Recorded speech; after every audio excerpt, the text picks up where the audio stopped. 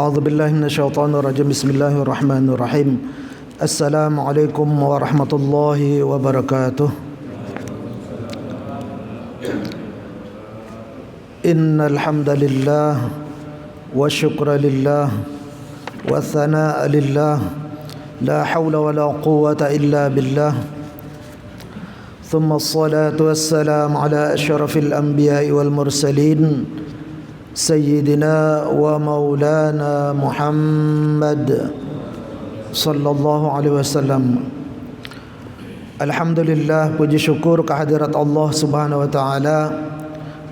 Pada pagi hari ini ba'da salat subuh berjamaah, alhamdulillah kita dipertemukan oleh Allah Subhanahu wa taala untuk melanjutkan rutinitas pengajian kita, yang mana pada minggu pertama di awal bulan April, yaitu seperti biasa pengajian kitab tafsir atau Al-Quranul Karim. Lalu kemudian kita mencoba untuk menafsirkan seperti biasa, dengan harapan mudah-mudahan Allah SWT memberikan hidayah dan taufiknya buat kita, dan semoga kita terjaga dan terhindar dari segala kekeliruan dan kesalahan, baik itu sengaja ataupun tidak. Sekaligus kita selalu berharap kepada Allah Subhanahu wa taala yang Maha Kasih, mudah-mudahan apapun amaliyah kita, perbuatan kita, terutama berkaitan dengan masalah ibadah, mudah-mudahan sudah sesuai dengan tuntunan Al-Quranul Karim dan sesuai dengan hadis Nabi Muhammad sallallahu alaihi wasallam. Amin, Allahumma amin ya rabbal alamin.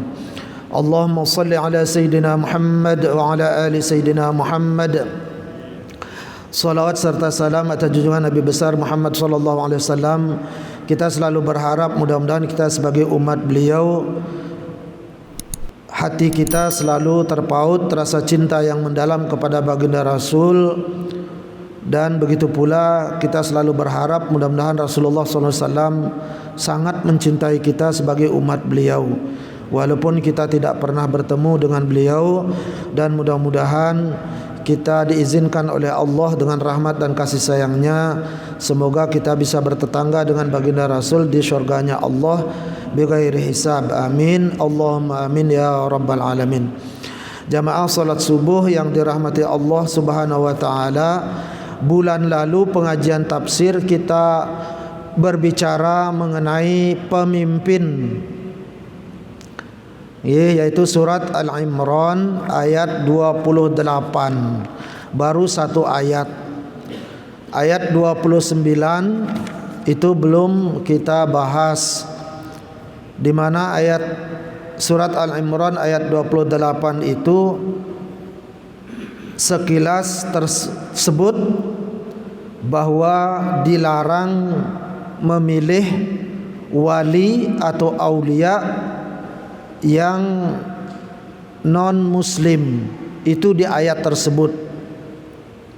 Dari secara tekstualnya seperti itu, seperti yang sering saya sampaikan, begitu juga para ulama tafsir selalu mewasiatkan ketika kita menafsirkan Al-Quran tidak terlepas dari bahasa, karena ini bahasa Arab, maksudnya kaedah-kaedah atau grammarnya kata orang berbahasa Inggris. Kemudian berikutnya kita tidak juga terlepas dari asbabun nuzulnya, dan itu memang tidak bisa dilepaskan, supaya kita tidak keliru menafsirkan. Jangan sampai gara-gara salah penafsiran sehingga tercetuslah hukum yang mengkelirukan kita atau tersalah. Nah, itulah yang sering jadi masalah. Mudah-mudahan Allah menjaga kita jangan sampai seperti itu. Seperti biasa yang kita ketahui, la yattakhidhul mu'minuna al-kafirina awliya'a min dunil mu'minin, ini itu asbabun nuzulnya itu orang Islam, orang yang beragama Islam tapi punya niat jahat. Dia dijadikan pemimpin perdamaian. Nah, itu ingat, pemimpin perdamaian. Dari sinilah orang mengatakan tidak boleh memilih pemimpin. Maknanya demikian. Ini pelakunya itu orang Islam, bukan non muslim. Tapi itu orang Islam, orang munafik, beragama Islam, KTP-nya Islam istilah sekarang, tapi mempunyai niat jahat untuk menghancurkan Islam sendiri. Nah itu asbabun nuzulnya juga surat Al-Maidah juga demikian. Makanya salah juga kalau kita bilang umpamanya itu langsung la yattakhidul mu'minina al-kafirin auliya. Tak boleh memilih pemimpin non muslim atau orang kafir. Kalau kita patokan itu saja ya kurang adil rasanya. Kalau kita menafsirkan seperti itu, padahal pelakunya kan orang Islam. Pelakunya itu, penyebabnya itu yang sehingga turunnya Al-Quran seperti ayat ini. Nah kemudian asbabun nuzul yang kedua seperti biasa juga sudah dijelaskan, yaitu siapa? Yaitu orang-orang Yahudi atau orang Nasrani yang ada di Madinah yang sengaja bersosial atau bergaul, bersahabat dekat dengan orang-orang Islam yang ada di Madinah. Tujuannya apa? Tujuannya itu bukan persaudaraan, justru tujuannya itu ingin menghancurkan Islam dari dalam. Dengan cara apa? Dengan cara merayu. Ya mungkin zaman sekarang tuh memberikan ini dan itu, bantuan segala macam, agar supaya apa? Agar supaya orang Islam tuh murtad kembali kepada agama nenek moyang mereka dahulu.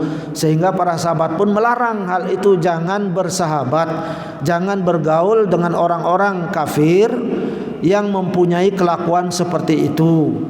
Nah sehingga dari asbabun nuzul seperti itu, maka tidak heran para ulama tafsir juga menafsirkan bahwa jangan sekali-kali Anda itu bergaul, bersahabat, berteman akrab dengan orang-orang yang non muslim yang mempunyai niat jahat. Nah itu kaitannya. Sehingga dari asbabun nuzul ini dan juga dari penafsiran yang sudah kita jelaskan, maka kesimpulan hukumnya maka bisa kita ambil bahwa yang pertama, dilarang memilih pemimpin muslim yang beragama Islam yang mempunyai niat busuk untuk menghancurkan umat.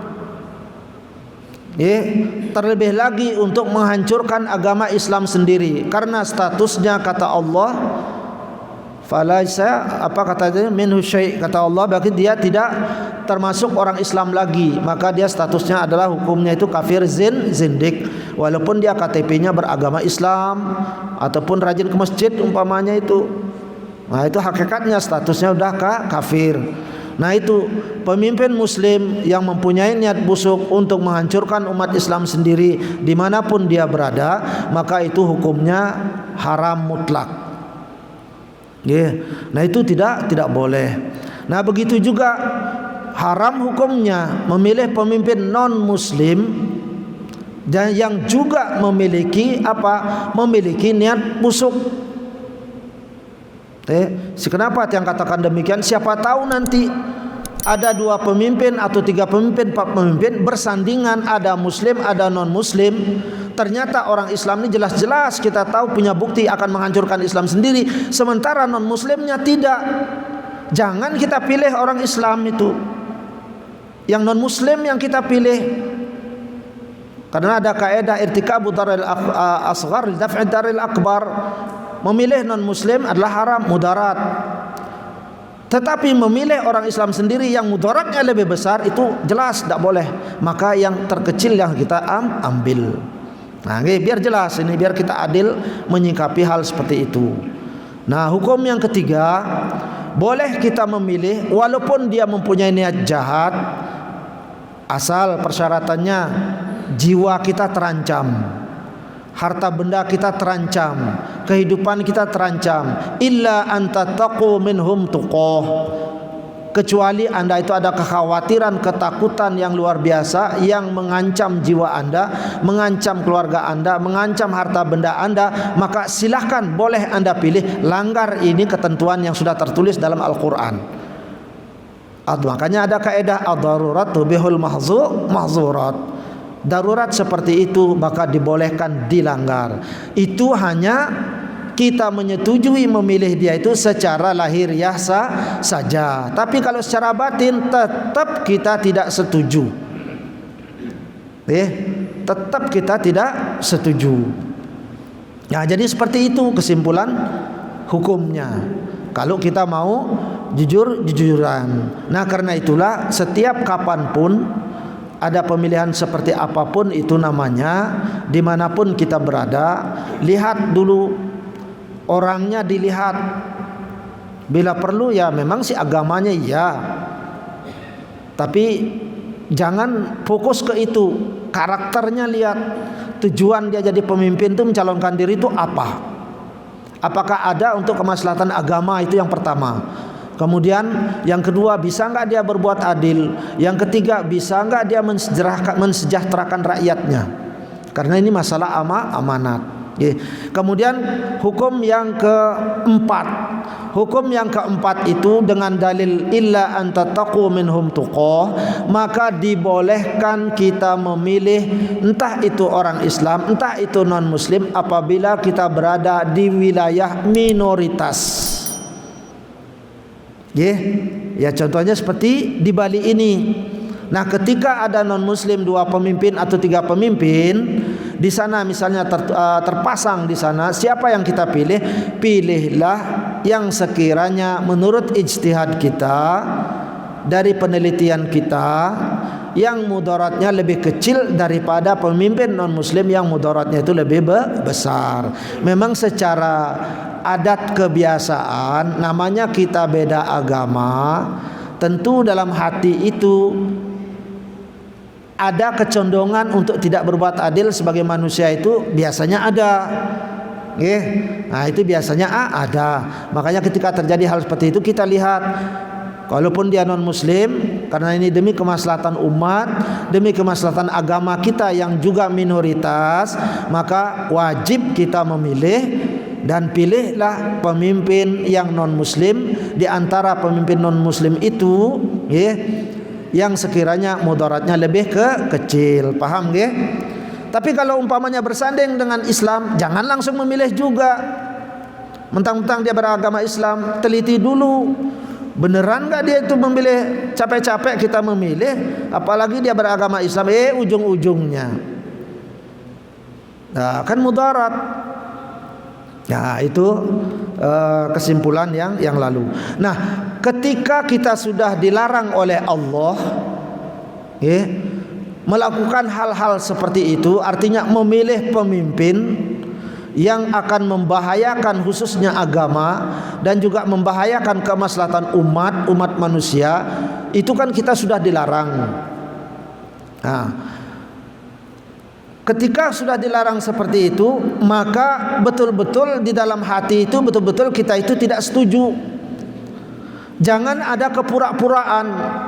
Di belakang, di depan kita mengatakan bahwa saya mendukung si A karena dia orang baik, tapi ketika di belakang ternyata beda.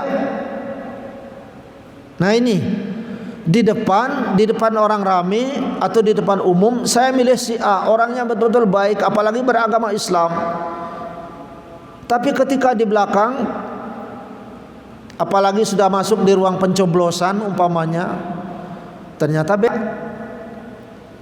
Nah, begitu juga saya tidak mau bersahabat, berteman dekat dengan si A, si B karena dia non muslim umpamanya, karena dia jahat, akan untuk menghancurkan daripada agama kita, saya tidak mau. Tapi di belakang ya mungkin karena ada hal lain sebagainya, ternyata beda. Nah, orang-orang seperti itulah maka Allah Subhanahu wa taala itu akhirnya melanjutkan,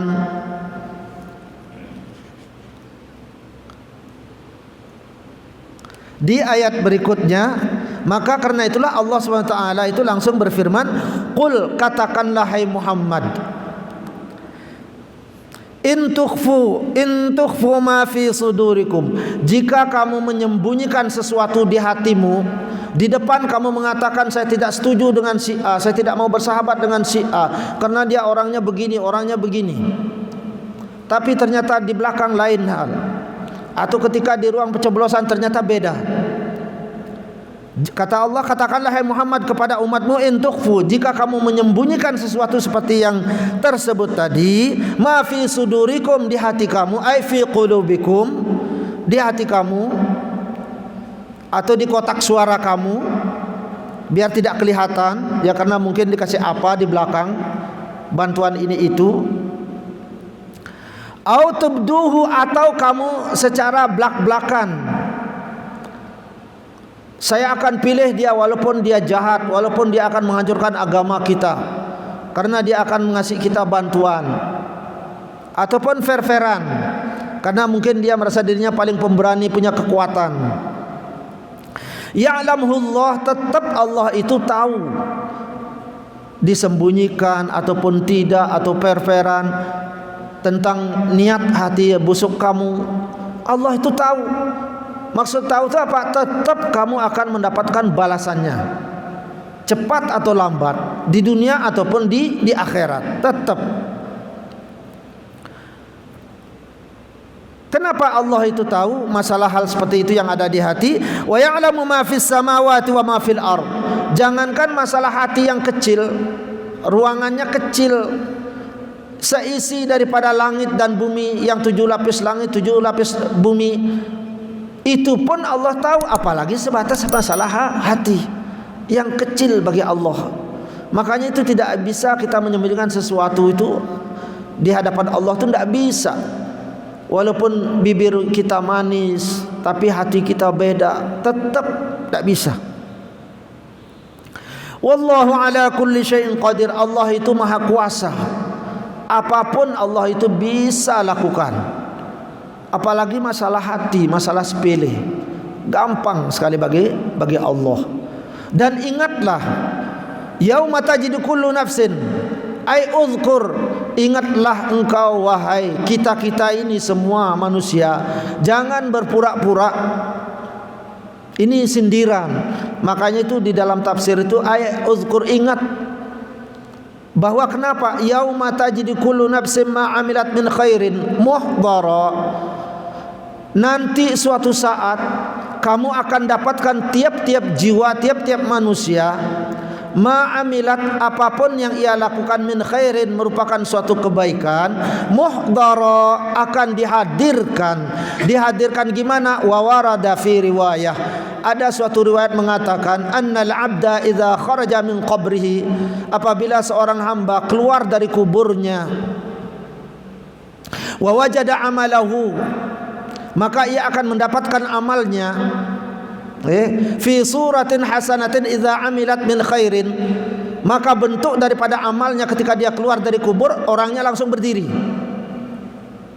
Fi suratin hasanatin, bentuknya hebat, ganteng sekali, baik sekali, bagus sekali. Idza amilat min khairin, apabila amal perbuatannya ketika di dunia itu min khairin, baik, maka amal itu ketika dia berada di samping kubur kita, pas kita bangun pada hari kiamat itu dibangkitkan oleh Allah, kita akan kaget, loh siapa ini? Fatafarrahat ayu fafarrahat, lalu dia senang bahagia, ternyata ada yang mendampingi dia, sudah berdiri di samping kuburnya, orangnya bercahaya, ganteng, bersih, senanglah dia. Fayaqulu lahu taliman ana aqlauka, lalu kemudian si amal yang berwujud manusia ganteng ini, lalu dia mengusap-usapkan, dia mengatakan sambil mengusap-usapkan daripada tuannya yang masih berlumuran tanah, baru bangkit dari kubur, kotor, dibersihin. Ana aqlauka fid dunya, kata dia itu, saya selalu mengkhawatirkan kamu ketika di dunia. Apakah kamu nanti ketika inna lillahi wa inna ilaihi rajiun dalam keadaan husnul khotimah apa enggak? Tapi alhamdulillah, senang saya sekarang melihat kamu ternyata husnul khotimah. Kata amalnya, dia kan pernah itu kejadian di televisi itu Metro kan, ketika orang mati suri, dia lihat orangnya ternyata baik sekali, bersih. Ternyata apa katanya itu si mati suri? Ternyata itu amalnya katanya. Lah ya memang seperti itu. Karena saking senangnya ternyata ini tuannya ini yang melakukan perbuatan baik ini ternyata husnul khotimah dalam keadaan selamat, diusap-usapin. Lalu kemudian apa katanya itu? Fa'arkibni, ayo saya gendong kamu. Digendong. Jadi kita ya yang mempunyai amal baik ini yang husnul khotimah itu kita digendong oleh siapa? Oleh amal kita. Yang orangnya kelihatan berwujud manusia, ganteng, bersih. Lalu kemudian digendong. Kemana? Ah itu. Wa nahsyurul muttaqina ila rahmani wafda, kata Allah.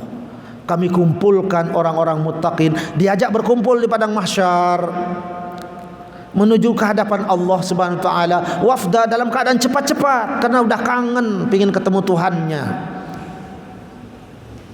Yeah. Musri'an, isra', cepat. Itu Allah kumpulkan orang-orang muttaqin pada balapan, digendong oleh amalnya, bukan kitanya yang gendong amal. Jadi amal kita yang menggendong kita. Dalam keadaan senang, enak, dapat tunggangan. Nah, sementara bagi orang-orang yang amalnya busuk, ma'amilat min su' fi suratin sayyi'ah, maka bentuknya ketika dia bangun dari kubur, kaget dia, kok ada manusia di samping saya ini berdiri, dan potongannya jelek sekali potongannya, berwujud manusia. Jengkel dia, malahan dia kepingin biar jauh-jauh saja, tidak usah dekat-dekat. Wa ma amilat min su', dan orang-orang yang beramal daripada keburukan, tawaddu law anna bainaha wa bainahu amadan ba'ida, dan orang-orang yang melakukan suatu perbuatan buruk ketika dia dibangkitkan, ketika dia bangun, kharaja min qabrihi wa amilat min su', kemudian dia melakukan perbuatan buruk di dunia, fayaqulu lahu taliman, maka itu orang yang kelihatan buruk rupanya, lagi jelek, kemudian dia mengatakan sambil dia mengusap-usap tuannya yang baru bangun dari kuburnya karena berlepotan daripada tanah, lalu dia usap-usap, apa katanya itu? Makhluk amal buruk itu, kamu ketika di dunia itu memanfaatkan saya untuk bersenang-senang terhadap saya ketika di dunia. Karena itulah, karena kamu dulu senang melakukan saya untuk perbuatan maksiat, bahagia kamu ketika di dunia, maka gilirannya sekarang adalah saya harus bahagia. Bahagia gimana? Sekarang saya harus nunggangi kamu. Untuk kemana? Untuk ke padang mahsyar juga. Dialah yang ditunggangi, bukan dia yang ditunggangi oleh menunggangi amalnya, tapi dia amal ini karena kamu sering memanfaatkan saya, membawa kenikmatan, berfoya-foya, melakukan perbuatan maksiat, senang-senang. Nah sekarang giliran sekarang saya harus senang-senang, saya tunggangilah kamu. Ayo kamu nunduk, sekarang saya mau naik ke atas kamu. Kan begitu kan? Kan ada itu di ayat itu, fayahmilunahum, apa katanya itu? Fayahmiluna auzarahum,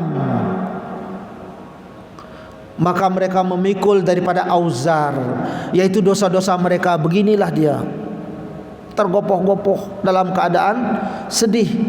Karena itulah tawaddu law anna bainaha wa bainahu amadan ba'ida, ketika terjadinya, terbukti ternyata benar itu ada peristiwa seperti itu dan dia sudah melihatnya, dan juga dia menjadi barang tunggangan amal buruknya yang berupa manusia yang buruk, dia kecapean menunggang. Di sanalah seandainya ingin sekali saya itu hari-hari kayak begitu tuh, jangan sekali-kali ghayatul intiha, jadi tidak pernah ketemu dengan peristiwa seperti itu. Berat sekali. Wa yahmiluna auzarahum, berat sekali dia memikulnya. Dan pada saat di padang mahsyar itu tidak tahu untuk penghisaban itu kapan, karena masanya itu lebih panjang daripada masa kayak di dunia ini. Kalau dunia ini termasuk masanya pendek, walaupun sampai miliaran tahun sudah ada dunia ini, tapi padang mahsyar enggak, lebih lama lagi. Karena itulah banyak sekali ketika di padang mahsyar itu dalam kepanasan. Nah, seperti diceritakan kehidupan di surat Al-Baqarah dulu yang pernah kita bahas. Berharap sekali, berharap syafaat biar dia aman. Karena kehidupan di padang mahsyar itu kita tidak bisa kerja, tidak bisa bikin rumah rata semua, tidak ada tempat berteduh kecuali amal, kecuali yang Allah kehendaki untuk dilindungi itu di siapa? Siapa yang dikehendaki oleh Allah yang amalnya baik. Akhirnya apa kata mereka yang putus asa itu? Tidak tahu kapan ini penghisaban ini. Mungkin sampai triliunan tahun berikutnya. Akhirnya luntang lantung sana kemari sampai triliunan tahun. Lalu apa katanya? Ya Allah, cepatlah hisab aja udah sekalian. Kalau emang surga, neraka aja sekalian. Karena nggak jelas nasibnya, itu nggak jelas. Namanya satu yang nggak jelas itu kan menyakitkan. Nah, begitulah padang mahsyar nanti itu. Sesuatu yang nggak jelas. Apakah nanti akan masuk ke surga? Apakah neraka? Akhirnya putus asa, hidup di padang mahsyar. Mendingan mati, nggak ada mati lagi. Kan sudah, matinya udah lewat. Nah, untuk menunggu itulah yang lama luar biasa. Kecuali orang-orang mukmin, ketika dia dalam keadaan lapar, bagaimana caranya? Barulah para ulama itu di sebagian pendapat mengatakan, barulah di sana itu dia akan minum telaga Al-Kautsar.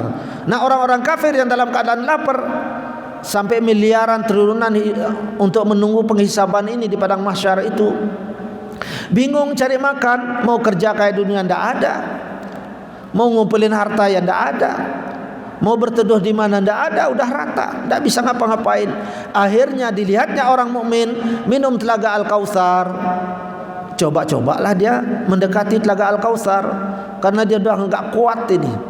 Gimana caranya? Nah, ketika dia akan ikut-ikutan minum, langsung malaikat plong, hancur. Setelah hancur mati enggak? Hidup lagi. Sakit. Setelah hancur hidup lagi. Nah, begitu seterusnya. Kehidupan seperti itu. Wa yuhadzirukumullahu nafsah. Jadi diulang-ulang oleh Allah Subhanahu wa taala.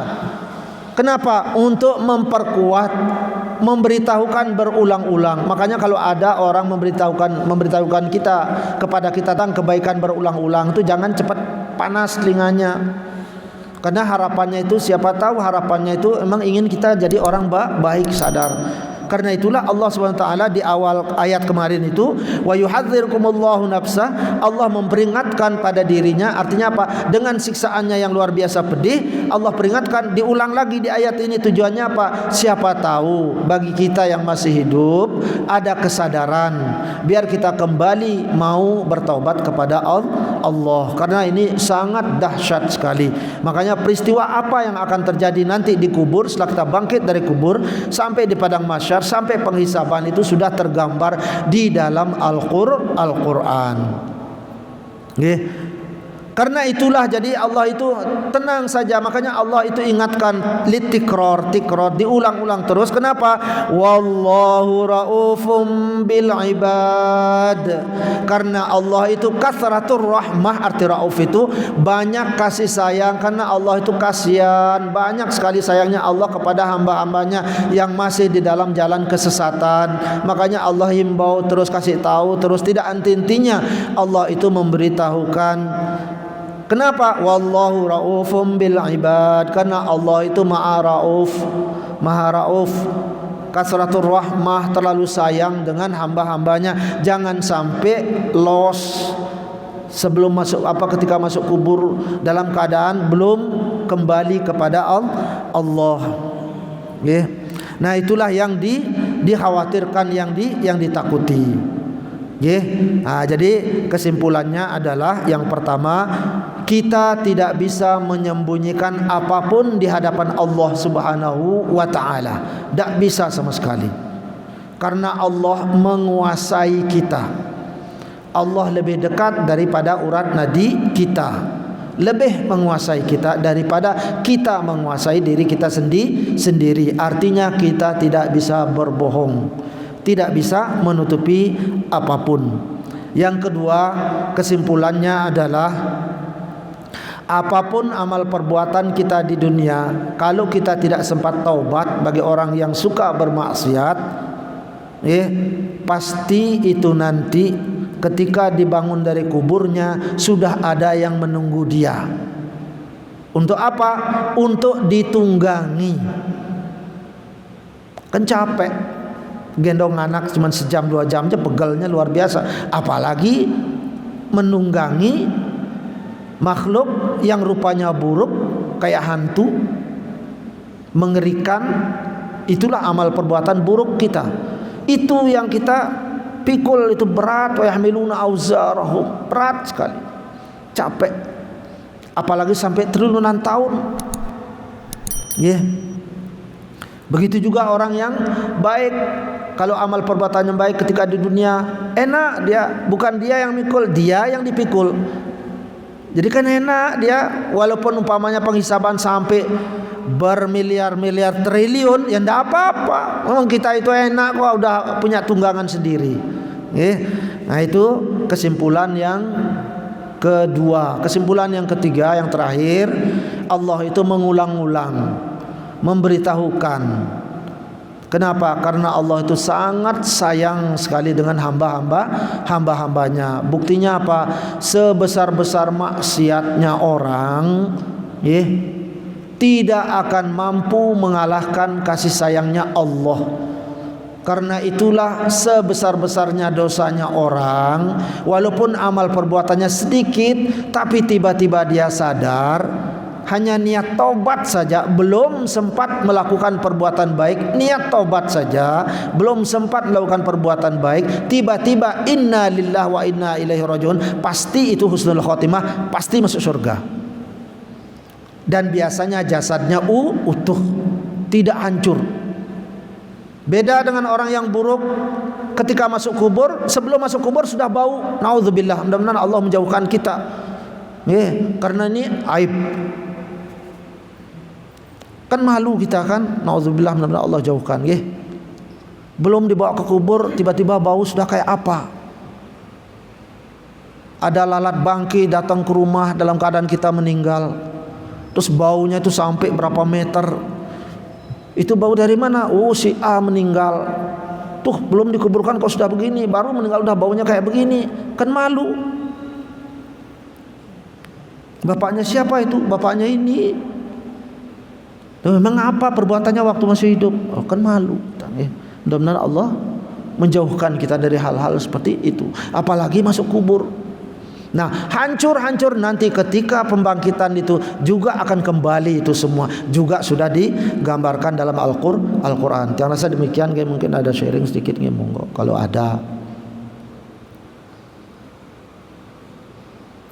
Baik, kalau tidak ada, kita selalu berharap mudah-mudahan Allah SWT selalu menyayangi kita, selalu merahmati kita, selalu melindungi kita. Karena kita manusia itu pasti punya salah, tidak mungkin tidak, sengaja ataupun tidak. Sehebat apapun amal kebaikan kita, tidak akan bisa menyaingi keburukan kita. Karena itulah manusia itu perlu namanya rahmat, perlu namanya kasih sayang Allah. Jangankan kita, Rasulullah saja yang amalnya luar biasa. Apa kata sahabat? Walaupun engkau ya Rasulullah, walaupun saya, illa ayyataghammadani Allah birahmatin minhu wa fadl, kecuali Allah merahmati saya dan memberikan karunia kepada saya, baru bisa selamat. Itu Nabi. Bagaimana dengan kita? Nah itulah kita berharap mudah-mudahan Allah meridhai kita, memaafkan kita, merahmati kita, menyayangi kita atas segala perbuatan yang pernah kita lakukan, salah kecil atau sengaja ataupun tidak. Mudah-mudahan Allah tetap memperhatikan dengan kasih sayang dan rahmatnya. Amin. Allahumma amin ya rabbal alamin. Mudah-mudahan Allah menjadikan kita orang-orang yang husnul khatimah. Amin. Allahumma amin ya rabbal alamin. A'udzubillahi minasyaitonir rajim. Bismillahirrahmanirrahim. Allahumma shalli ala sayyidina Muhammad wa ala ali sayyidina Muhammad walhamdulillahi rabbil alamin. Alhamdulillahi rabbil alamin hamdan syakirin hamdan na'imin hamdan yuafi ni'amahu wa yukafi mazidah. Ya Rabbana lakal hamdu kama yanbaghi li jalali wajhika wa 'azimi sultanika ya karim. Wa sallim radallahu ta'ala an sadatina ashab sayyidina Rasulillah ta'ala ajma'in. Allahumma ighfir lana dhunubana wa walidina warhamhum kama rabbawna shighara wa li masyayikhina wa li asatidhina wa li jami'il muslimin wal muslimat wal mu'minin wal mu'minat al ahya'i minhum wal amwat wa tabi' bainana wa bainahum bil khairat. Rabbi اغفر وارحم أنت خير راحمين ولا حول ولا قوة إلا بالله العلي العظيم. اللهم علمنا ما ينفعنا وانفعنا بما علمتنا. اللهم إنا نعوذ بك من علم لا ينفع وقلب لا يخشع وعمل لا يرفع ودعاء لا يسمع. اللهم إنا نسألك علما نافعا ورزقا طيبا كثيرا وعملا متقبلا. ربنا أرنا الحق حقا وارزقنا اتباعه وأرنا الباطل باطلا وارزقنا اجتنابه. ربنا هب لنا من أزواجنا وذرياتنا قرة أعين واجعلنا للمتقين إماما. ربنا آتنا في الدنيا حسنة وفي الآخرة حسنة وقنا عذاب النار. وصلى الله على خير خلقه سيدنا محمد وعلى آله وصحبه وسلم. سبحان ربك رب العزة عما يصفون وسلام على المرسلين والحمد لله رب العالمين. ثم السلام عليكم ورحمة الله وبركاته. اللهم صل على